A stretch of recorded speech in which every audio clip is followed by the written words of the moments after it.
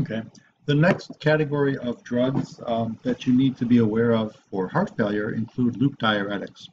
And so if you ever had any clinical experience, you may have heard of a patient taking Lasix.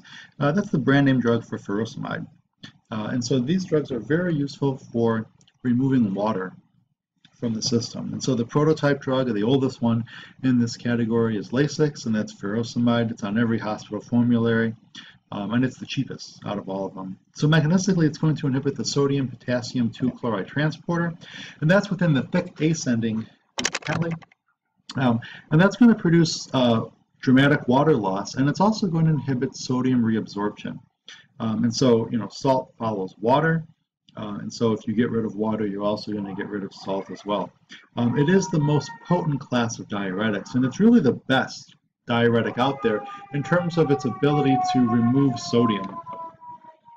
The rationale for this drug is that patients that have heart failure may also exhibit fluid retention, and so sometimes we'll call this volume overload. These drugs will combat the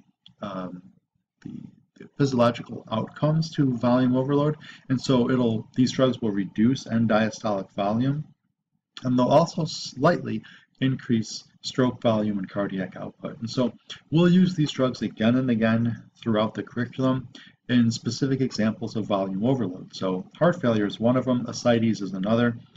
Situations where you want to reduce potassium secretion, so there's also a potassium effect.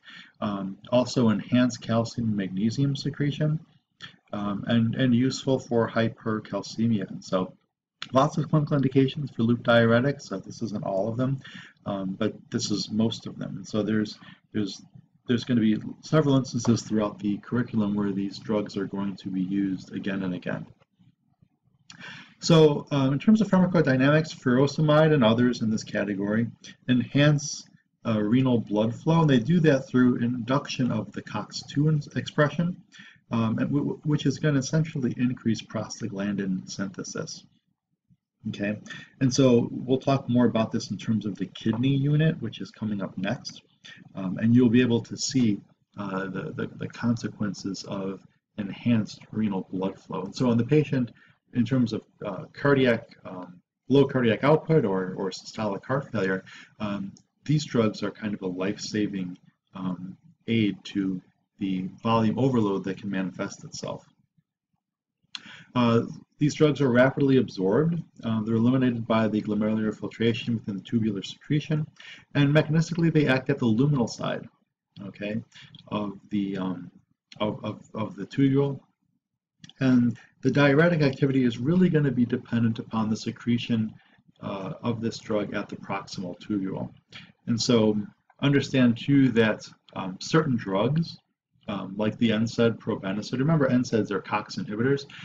They're going to reduce the secretion by the proximal tubule. So patients that are taking high amounts of COX inhibitors likely will not benefit from loop diuretics such as furosemide. It'll be a reduced efficacy for them. Also, patients with renal insufficiency, as well as decompensated heart failure, which we'll define later, may require higher doses. And so the overall health of the kidney is going to determine how effective these drugs are at actually promoting diuresis, or actually, relieving water from the system. So indications for loop diuretics, there are several: heart failure, acute pulmonary edema. You can force diuresis in the context of a drug overdose. If the patient has hypercalcemia, you can enhance calcium excretion. If the patient has hyperkalemia, you can enhance potassium secretion when you administer this with saline. And so lots of clinical indications for loop diuretics outside of the context of heart failure. That's not to say that these drugs are without any kind of adverse effects. The adverse effects and toxicity really come from the main therapeutic targets, but in excess. And so mechanistically, we can see enhanced potassium and proton excretion. However, in the context of toxicity, you can promote hypokalemia and you can promote metabolic alkalosis if these two processes occur. Loop diuretics have the ability to compete with the acid secretion transporter, which we'll expand more about in the kidney unit, which is coming up next. And the effect observed would be excess uric acid. There could also be an enhanced excretion of magnesium and calcium, setting the patient up for potentially cardiac arrhythmias. This really comes about when the patients who were at one point volume overloaded have a volume contraction and are dehydrated. And so think of a patient with heart failure who's maintained on a loop diuretic for maybe several years, gets a gastroenterovirus or some type of an infection that has lots of diarrhea, and so their physiology abruptly changes and they become low volume, and they continue to take the normal dose of furosemide or the normal dose of Lasix. This can actually induce some cardiac arrhythmias, and that's clinically relevant. There can be some hearing loss or impairments that's reversible. That's usually seen with ethylcrinic acid, not so much with the other ones. And then remember we talked about sulfonamides in the other lecture. Some of these drugs, particularly ethylcrinic acid, have a sulfonamide or sulfur-containing moiety structure within their chemical structure. And so patients that are allergic to sulfonamides may exhibit hypersensitivity reactions to this class. And so those are kind of the main adverse effects and toxicities that we associate with loop diuretics.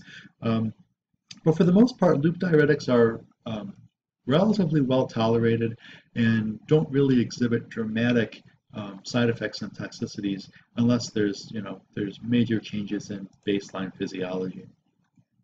Okay. Of course, there are contraindications. As I said before, if there's severe sodium loss or there's volume depletion in the context of maybe like a GI infection, you'd want to avoid or discontinue the use of the loop diuretic. And then the hypersensitivity to sulfonamides would be a contraindication. You wouldn't want to give a patient these loop diuretics because of the structure. This is just kind of for some background information. I expect you to come back to this table when you're reviewing for STEP and board preparation questions, but there are several well-known and well-characterized drug-drug interactions. At this point, we haven't talked about any of these other drugs, but so you will learn about them in the very near future. So that summarizes the information you need to know for loop diuretics, and we will continue on with the other classes of drugs for heart failure.